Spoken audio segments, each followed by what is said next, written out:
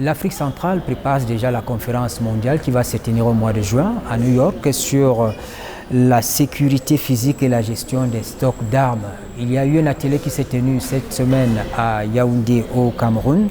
Nous profitons de cette occasion pour revenir sur cette question qui est importante pour la sous-région. C'est d'autant plus que nous vivons un environnement d'insécurité, un environnement de crise, de conflit. Et nous parlons ce matin avec le directeur division des armes classiques, Bureau des Nations Unies pour le désarmement à New York, qui participait à cet atelier. Merci de nous faire l'honneur de répondre à l'invitation de Politics. Alors, on parle tout le temps de cette question-là. Quel est le problème qu'on voudrait régler cette fois-ci? Parce que depuis des années, ça circule, on a l'impression qu'on tourne pas en rond. Tout État a le devoir d'avoir des armes, mais l'État a aussi le devoir de faire en sorte que le stockage des armes ne cause pas de problèmes.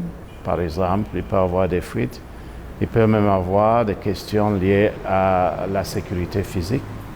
Et donc, toutes les mesures doivent être prises pour que les magasins d'armes, les lieux de stockage soient bien renforcés pour éviter des accidents, mais et surtout éviter que les armes en possession des États se retrouvent dans les mains des criminels.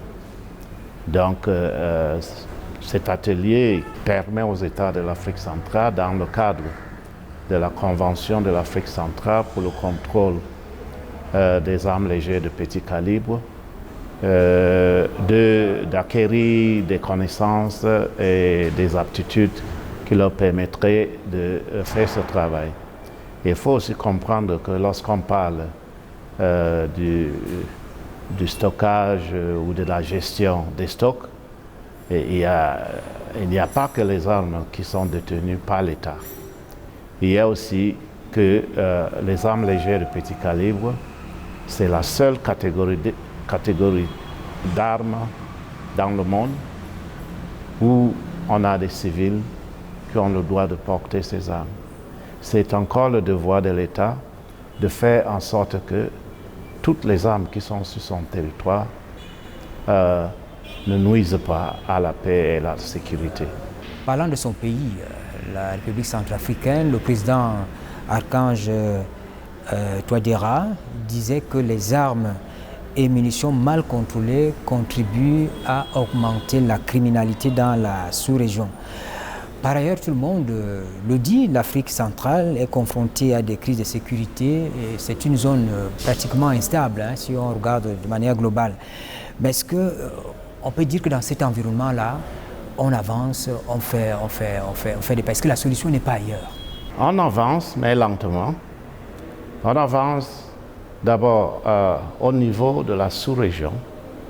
Depuis 2010, l'Afrique centrale a un instrument qui rassemble les États et c'est la Convention de l'Afrique centrale sur les armes légères de petit calibre, dite Convention de Kinshasa. Kinshasa étant le lieu où cette convention a été adoptée. Donc sur le plan légal, juridique, l'Afrique centrale a fait des pas. Au niveau des États même, il y a des lois. Le Cameroun a adopté sa loi en 2017. Il y a d'autres pays qui ont, sur le plan national, des lois et des règlements dans le sens de mieux contrôler les armes légères de petit calibre. Mais il faut distinguer le fait qu'avoir un cadre législatif, que ce soit national ou sous-régional, ce n'est pas suffisant. Il faudrait que ces instruments soient mis en œuvre de façon efficace. Et c'est là où se situe le problème. Nous constatons que depuis son adoption, cette convention de Kinshasa traîne à prendre l'élan qui devrait permettre un bon contrôle pour aller dans le sens du président Archange est limité fait face au fait que l'Afrique centrale continue à être la poudrière quand il s'agit de la prolifération des armes légères de petit calibre et des munitions. Je voudrais qu'on reste sur la convention de Kinshasa. C'est comme vous l'avez souligné, c'est un instrument juridique pour la sous-région, pour les pays de l'Afrique centrale. Mais on sait que cet instrument a été adopté par l'ensemble des pays de la CEEAC. C'était le 30 avril 2010 et il n'est entré en vigueur que le 8 mars 2017. D'une manière générale, la convention de Kinshasa est d'application difficile. Quelles sont les raisons de cette situation-là? Il y a plusieurs facteurs qui expliquent la lenteur de la mise en application effective de la Convention de Kinshasa. Il y a d'abord les faiblesses institutionnelles au niveau des États parties. Vous savez, il y a 11 pays dans la sous-région, 11 États de la CEEAC, mais seulement 8 ont ratifié la Convention. Cela veut dire que ce ne sont pas tous les États qui ont les instruments nécessaires pour la mise en œuvre au niveau national de cet instrument. Donc il y a des faiblesses institutionnelles, il y a le manque de ressources et nous pensons que ces deux facteurs qui sont majeurs peuvent, si l'on ne s'attaque pas à résoudre le problème, ces deux facteurs vont continuer à miner la mise en application effective de la Convention. Je pourrais encore ajouter le fait que parfois on note que le contrôle des armes légères de petit calibre ne sont pas nécessairement la priorité des États, malgré le fait que ces États ont un instrument sous-régional qui devait mettre en œuvre et qui permettrait de réduire les ennuis causés par les armes légères de petit calibre. Il y a certainement l'instrument juridique dont on parle, la Convention de Kinshasa, mais une bonne opinion pense qu'il faut plutôt un partage de bonnes pratiques. Il faut une implication forte de la société civile. Est-ce que vous partagez cet avis? Entièrement, je partage ce point de vue parce que les États seuls ne peuvent pas résoudre le problème. Il faut la participation des États, bien sûr, qui doivent être les leaders, mais il y a d'autres qui peuvent aider l'État à mieux le faire. Les organisations de la société civile, la communauté internationale à travers les bailleurs. J'ai cité tout à l'heure les faiblesses au niveau des ressources. Donc ce que nous avons constaté, c'est que les pays qui réussissent bien dans ce travail de contrôle des armes légères de petit calibre ne comptent pas seulement sur les ressources de l'État, sur les capacités de l'État. Il y a des activités que la société civile peut mieux mener que les États.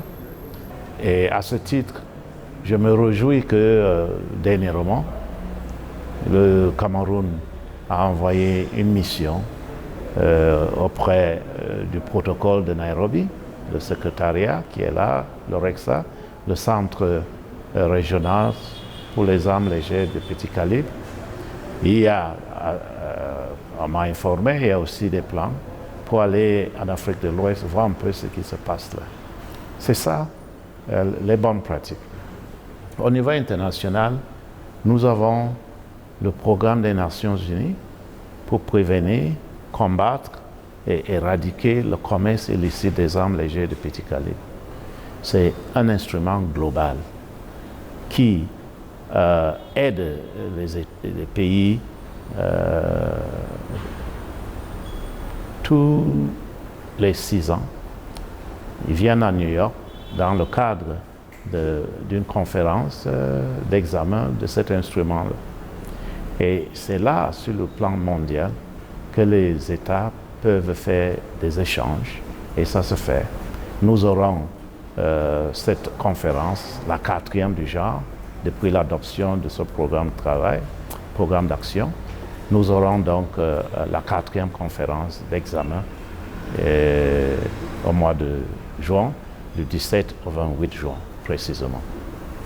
Au lieu de s'attarder peut-être sur la gestion des stocks d'armes, au lieu de parler du désarmement, de la prolifération des armes de petit calibre, est-ce que le moment n'est pas venu pour régler définitivement ce problème, de mettre l'accent sur l'atténuation des conflits dans la sous-région de l'Afrique centrale, dans la zone de la CEAC?